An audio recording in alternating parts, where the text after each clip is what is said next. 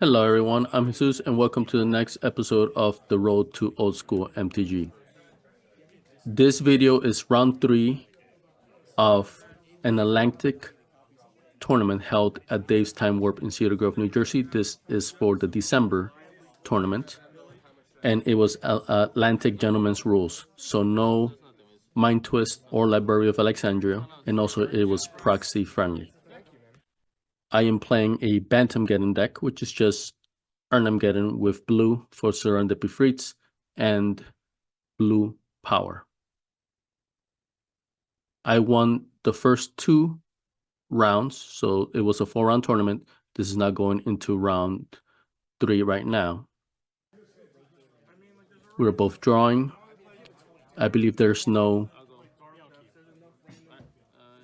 mulligans. I start with a Tundra and a 7 Alliance. The Tundra is a little bit outside of frame, so please remember I have a Tundra in play. Opponent drops a factory, taps for a Soul Ring. Passes, my turn. Turn 2. I play a Tropical Island, tap 2 for a Disenchant on the Soul Ring, and then I come in for 2 attacks. Round 2 for my opponent.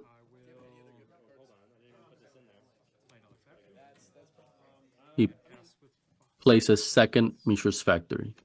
Chooses not to attack to hold it off for defense. Turn 3. I play a blue for Ancestral Recall, so it was a little hard to tell. But yep, I'm drawing 3 cards here.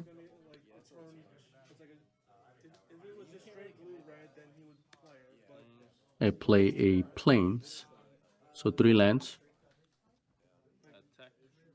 I'm attacking, so I must have a Swords or something in hand, because I'm not afraid of him activating his Mishra's Factory. He just takes the damage.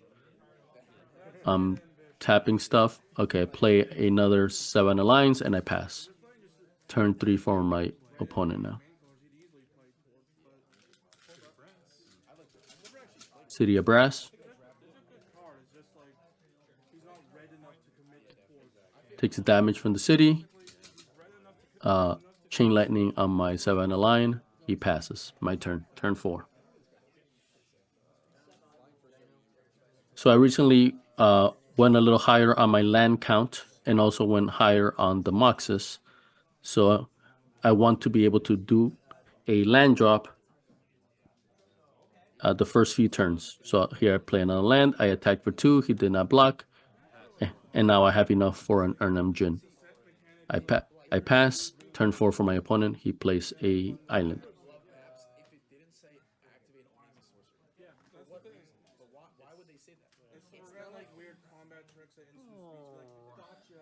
But like, it's not a combat trigger fate. It's the same. It's the policy they've been having for years is that they don't like onboard combat tricks because like people feel bad when they don't. Ooh, he has his own Ancestral Recall. I'm tapped out, so no reaction. He's drawing 3. So he already played an island, so he cannot drop another land. He plays a Mox instead, Mox Sapphire.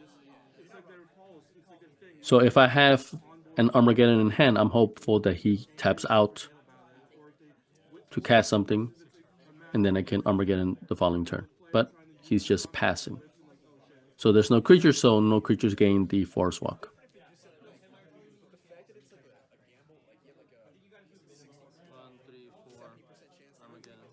Yep, there it is. Armageddon, and then I'm waiting for his reaction. Okay, he's tapping a City of Brass for double blue.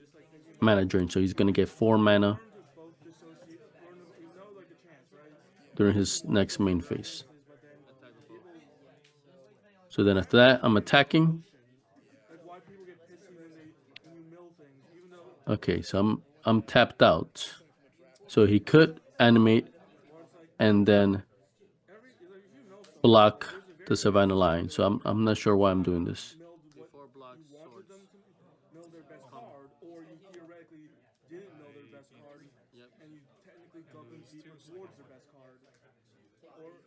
Okay, so I think I had either a land open or something. Because yeah, I swords. So he gained 3 life because he tapped to make his creature to pump his factory worker. So he gained 3, but now he's taking 6 in total. So I swords after he activated, turned into a creature, but before he blocked, but then he still had a time to react to pump it up. But sorry, it's out of frame, so I must have dropped another land, or I must have a Mox out of frame. But I had a white open for a swords. But he gained 3, but I was able to deal 6. So he plays another island. Okay, so he has 4 mana, 4 colors. So he's using 3 and 2 blue for an air elemental, 4/4 flyer. So he still has 1 colorless floating. If he has nothing to do with it, then he'll just activate his factory with the floating mana.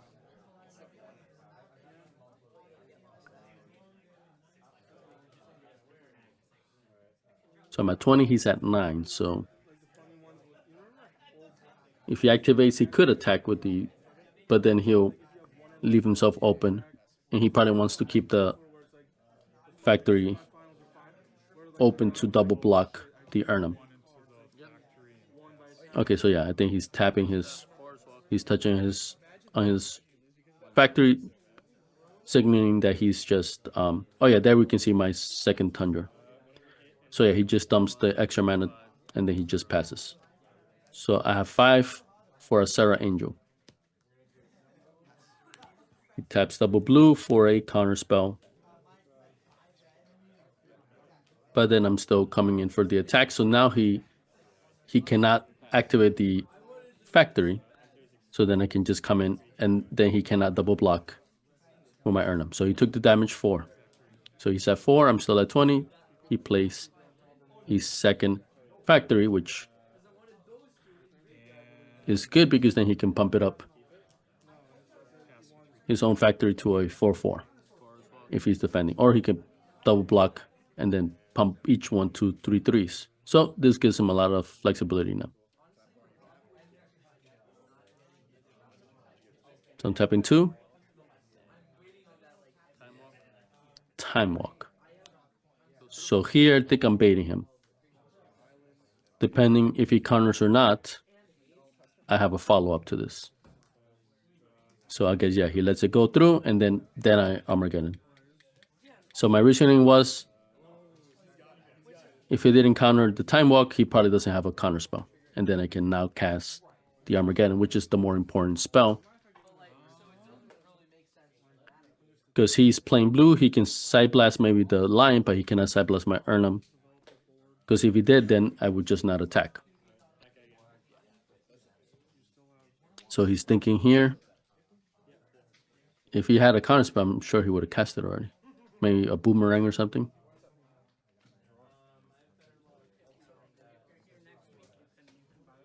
So we're both will be losing 6 mana each, but he still will have his.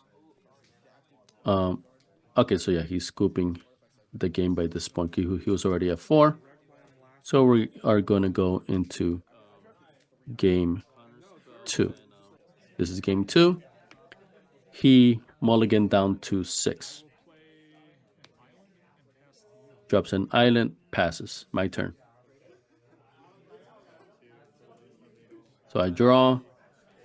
It's out of frame, but this is a Savannah.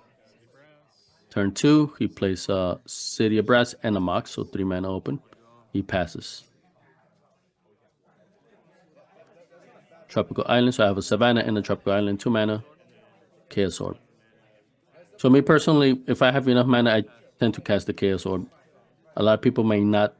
They may wait for 3 mana, because then they can cast it and then use it right away. So, you know, it's just less likely that it gets disenchanted.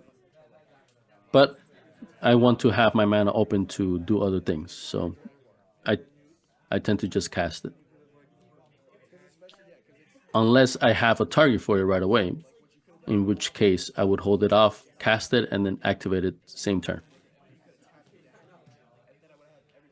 But even then, right, it could still be disenchanted and so forth, right? So that's why I tend to just cast the Chaos Orbs as soon as I get them. Plus, it may change up the opponent's game plan a bit. Okay, so I play a Tundra, so I have 3 dual lands. Opponent turn 4 drops a Blaster and he dropped the Tropical Island, and then now a factory he's passing. So that's 5 mana. He could cast the air element or something. So he seems like he's playing a... Okay, 4 mana for me for a Suchi. I have no Mishra's Factory, so it's a bit of a gamble here. Hopeful that my Suchi doesn't get destroyed, and then I have to take 4 damage on top of that. Okay, 5, he takes a burn from the city. Okay, here's the air elemental. Okay, so now my thinking is I can Armageddon now, drop a land, and Chaos Orb his air elemental. So it would wipe all the lands, it would destroy his creature, and it will keep me with the Soul Suchi in play. He must have just gotten the... Yep, there it is, the air elemental, because he would have cast the last turn, I believe. All right, so yep, it goes through, and then I pass. Okay, I don't have a follow-up land, but I needed to take that chance. I was afraid my opponent, if I waited another turn, he would untap and then have the mana available to counterspell, right? Because Armageddon, you usually counterspell that. All right, so he followed that up and the Armageddon with a land, so that's pretty good. Me as well, I follow it up with a land. Okay, so I have a factory, and then I can activate the Chaos Orb now. He's at 19, I'm at 16. Ooh. Okay, yeah, well, he's tapped out, so he couldn't block, and he's not going to activate his factory to block. Okay, so now I'm using my Chaos Orb, because basically I'm going to outrace him. He can do 2 damage with this, with his... Oof, I barely got it.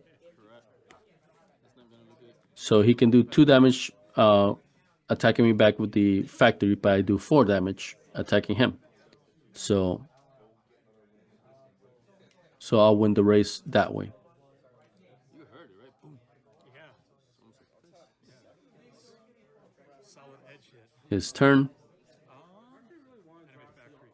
So must have got no lands. He's just activating and attacking. Yeah, if he knows he's not going to block anyway, might as well come in for the attack. So I get lucky here. I play a Plains, looks like. So I had the factory from last turn, so I could activate an attack. Yep, and there it is. So I'm attacking for 6 now. He's at 9. I'm at 14. So now he probably won't attack because he wants to prevent me from attacking with my own factory. So now if my Suchi does get killed, I can dump the mana into my own factory. So I attack, knowing that he's not going to really block at this point. All right, he passes. So I'm getting lucky with the Armageddon. He just followed up with a factory, and that's it. So I'm attacking. He's taking it. He's at 1. Draws. Okay, he plays a land now. Tropical Volcanic Island. Blue and red. So if he has a shatter or something like that, he could destroy my Suchi. And if he times it right, he could still block. So we'll see. Okay, so he's passing. I have a Mox.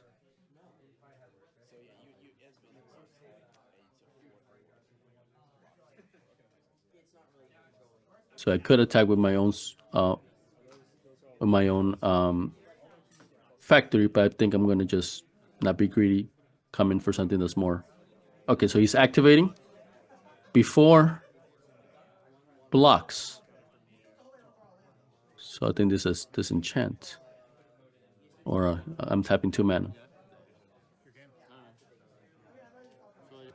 Okay, yeah. So I think it was out of frame, but yeah, I disenchanted, and now he's just forfeiting because my Suchi is coming in, and he had no follow-up to the disenchant. All right, so I was able to win both matches 2-0 for round 3. Next video is round 4. Thank you for watching.